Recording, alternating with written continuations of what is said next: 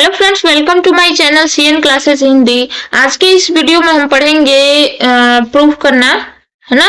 मतलब क्या प्रूफ करना है हमें कि यूक्लिड विभाजन प्रमेयिका का प्रयोग करके प्रूफ कीजिए, दर्शाइए कि किसी धनात्मक पूर्णांक का वर्ग किसी पूर्णांक m के लिए 3m या 3m+1 के रूप का होता है।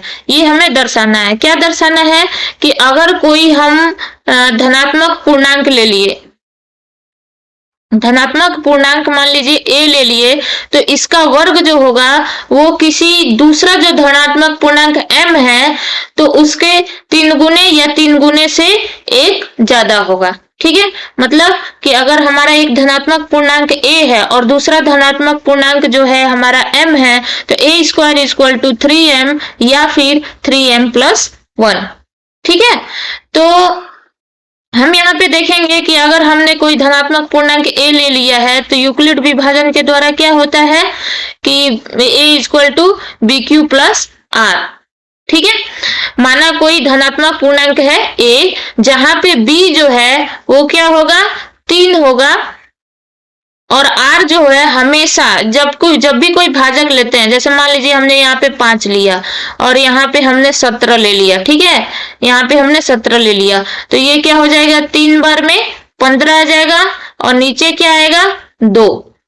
ठीक है, नीचे ये क्या है, ये होता है r, मतलब रिमाइंडर, शेषफल जिसको बोलते हैं। ठीक है, और ये होता है कोशिएंट, जिसको हम q से इंडिकेट करते हैं, जिसको हम भागफल बोलते हैं। ठीक है, तो हम देखेंगे कि जब भी ये आता है यहाँ पे r की वैल्यू जब भी आएगी वो इससे जो है वो कम आएगी। ठीक है, भाजक से r की वैल्यू हमेशा कम आएगी। तो भाजक यहाँ पे क्या था, b जो है वो भाजक है। ठीक है, तो b से r की वैल्यू जो होगी वो हमेशा कम होगी। तो b तो है 3, तो r की वैल्यू कितनी हो सकती है, 0 हो सकती है, 1 हो सकती है या फिर 2 हो सकती है। 3 या 3 से ज्यादा नहीं हो सकती, क्योंकि नियम के अनुसार क्या होता है कि जो भी भाजक होता है उससे r जो है वो छोटा होता है और 0 या 0 के बराबर हो सकता है। ठीक है, 0 या मतलब 0 के बराबर या 0 से बड़ा हो सकता है, लेकिन भाजक से कम होगा। ठीक है, तो हम यहाँ पे देखेंगे, अब इसमें हम वैल्यू अगर रख दिए a = bq+r में, तो b की वैल्यू हमने लिया 3 और जो है q का q ही रहने देंगे, और r की वैल्यू हो गई 0, 1 और 2। तो a की वैल्यू कितनी हो जाएगी, इसमें हमें 3 बार वैल्यू रखनी पड़ेगी r की वैल्यू, एक बार 0, एक बार 1, एक बार 2। तो यहाँ से a = क्या हो जाएगा, 3q+0। एक बार हमने b की वैल्यू 3 रखी, r की वैल्यू 0 रख दी, फिर हमने b की वैल्यू 3 रखी, r की वैल्यू 1 रख दी, तो वो हो जाएगा 3q+1। फिर हमने b की वैल्यू 3 रखी और r की वैल्यू 2 रख दी, तो 3q+2 हो जाएगा। ठीक है, ये हो गई a की वैल्यू। ठीक है, अब दोनों तरफ हम वर्ग कर देंगे, स्क्वायर कर देंगे दोनों तरफ, है ना।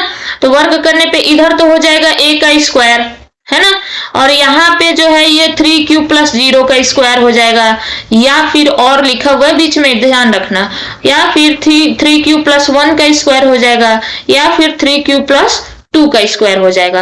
अब यहाँ पे हम फॉर्मूला लगाएंगे a+b का होल स्क्वायर का। यहाँ तो ये 0 है तो ये तो 0 हो जाएगा, तो 3q का स्क्वायर क्या हो जाएगा, 9q² हो जाएगा।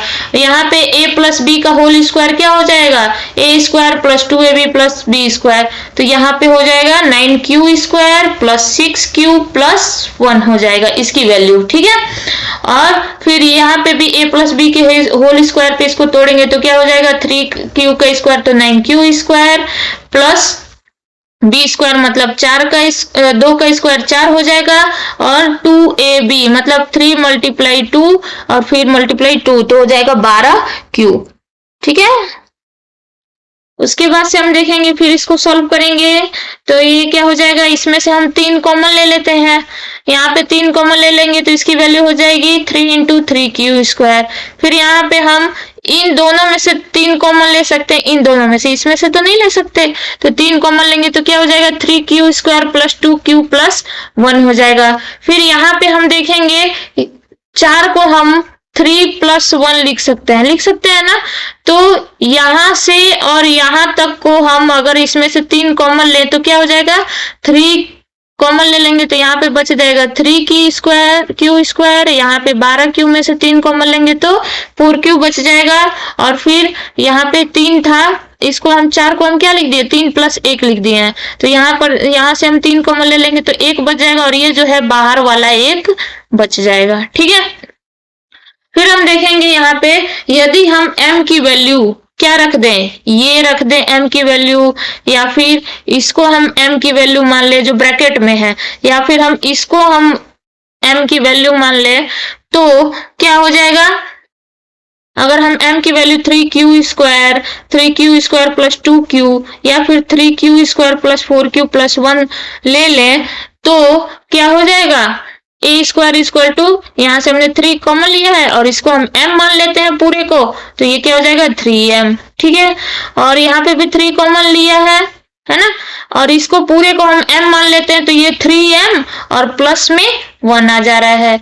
यहाँ पे भी 3 कॉमन लिया है, इस पूरे को अगर हम m मान लेते हैं तो ये क्या हो जाएगा 3m और +1 बाहर था तो +1 हो जाएगा। ठीक है, क्योंकि m भी है जो वो क्या है पूर्णांक है, और ये जो ब्रैकेट में भी जो भी नंबर आ रहे हैं ये पूर्णांक फॉर्म में ही आ रहे हैं। ठीक है, तो हो गया पूर्णांक।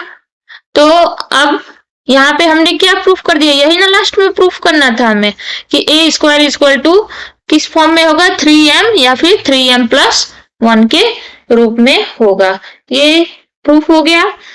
इसी तरह से और भी यहाँ पे स्क्वायर के रूप में पूछा है तो घन के रूप में भी पूछ सकता है। ठीक है, तो आपको इसी तरह से सॉल्व करना है। आई थिंक आपको ये वीडियो समझ में आया होगा। आपको और कौन से क्वेश्चन का वीडियो चाहिए आप कमेंट में लिखिए। ठीक है, तो चलिए मिलते हैं अगले वीडियो में। Thank you.